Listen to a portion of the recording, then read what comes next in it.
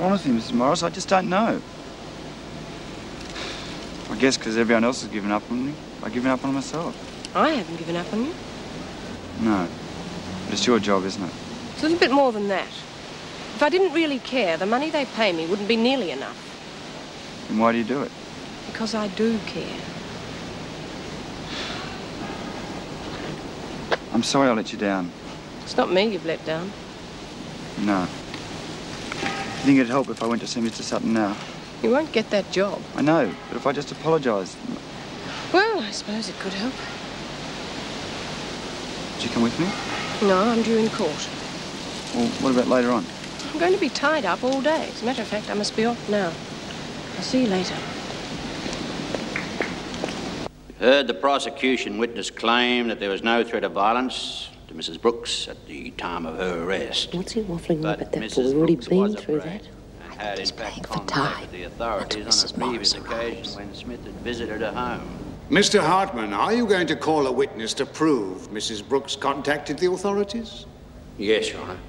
Then kindly do so. You'll have plenty of time for your summation later. Yes, Your Honour. Call Mrs. Margaret Morris. Call Mrs. Margaret Morris.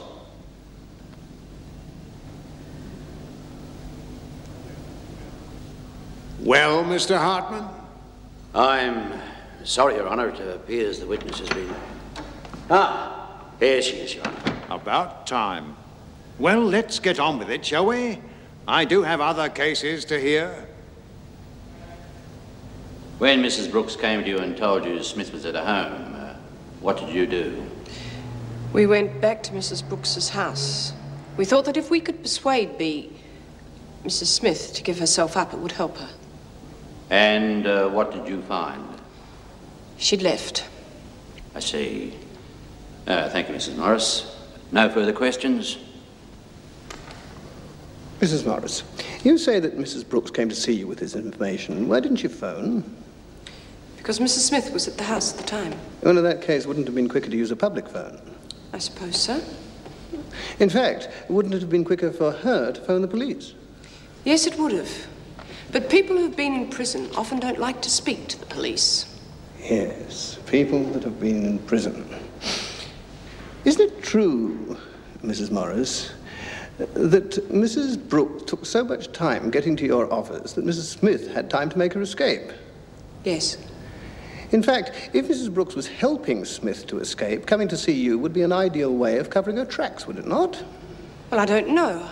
Objection, Your Honour. Prosecution is asking the witness for an opinion. Objection sustained. The jury will disregard the last question. Proceed, Mr. Waller. Mrs. Morris, on the second occasion that Smith visited Mrs. Brooks' home, the occasion when she was actually arrested there, did Mrs. Brooks advise you that Smith had returned?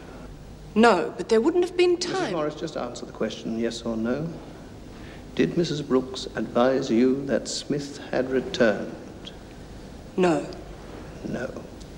She didn't advise the police either. Thank you, Mrs. Morris. No further questions. Thank you, Mrs. Morris. You may step down.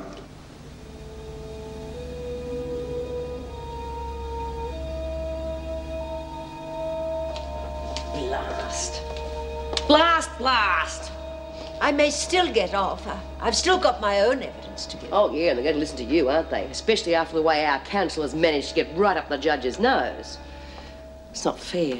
You've tried to do the right thing by everyone. It looks like you're going to go down. It looks like I'm going to get away with it. Well, you've worked very hard for it, Bea. Yeah, well, it's not fair.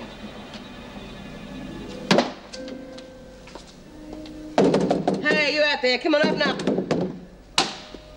Yeah. I want to speak to our counsel. He's at lunch. All right. I'll see if I can find him. Bea, what's the point of speaking to him? I'm going to testify for you. I can't stand by and let you go back to jail.